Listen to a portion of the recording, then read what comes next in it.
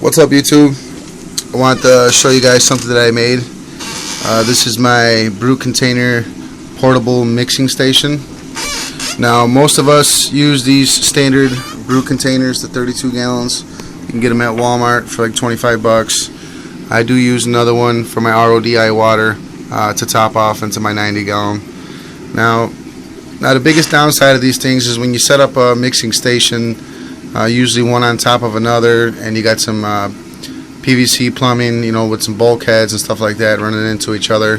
They're very nice and convenient, but if you don't set it up near your tank, you might have to run some extra plumbing or just lug some buckets of water back and forth, and that's something that's an extra workout and extra time that I really don't want to do. So I went ahead and made this, which you can actually set it up in front of your tank. So if you have more than one tank, this will work out very good when you want to do a big water change. Now, this brew container holds 32 gallons, but if you fill it up right up to this line here, it's roughly 25 gallons. So I'm gonna go ahead and show you what I did in there.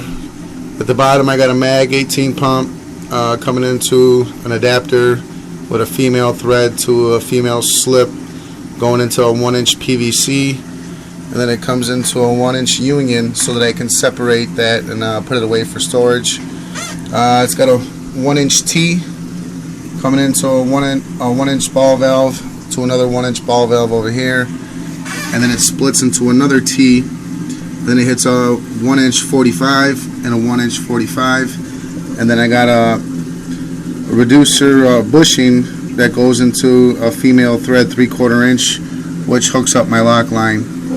And I did have these eductors hooked up to my tank, but they take up too much space, and the PSI that comes out of them is way too strong.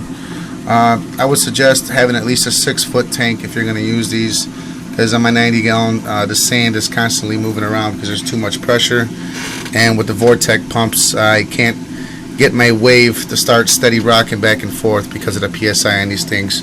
They can actually create their own wave in the back of the tank.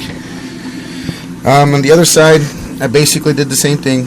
So both sides weigh the same, they're equally balanced, except these sides. This side has the eductors going into the water, and if you Google search these eductors, they're made for mixing chemicals. Most companies use an eductor to mix whatever they're mixing, so I figured why not use it to mix my salt, especially with a big pump like an 1800. I'll get my salt mixed in a matter of hours. Biggest reason why I got them in there is when I was mixing my salt before, I was getting these little white flakes and stuff that were floating on the bottom, and no matter how many maxi jets and power heads that I put inside there, they just kept popping up and accumulating on the bottom. And you can see, I don't know if you can see too well, there's not a single flake at the bottom, and that is the reason why I made this. So the reason why this one's open over here is to relieve pressure of the eductor if there's too much pressure, but I actually figured out that I can leave the eductors on full blast and it'll be fine. But I still want a little bit of water coming out of here to break the surface to kind of aerate the water.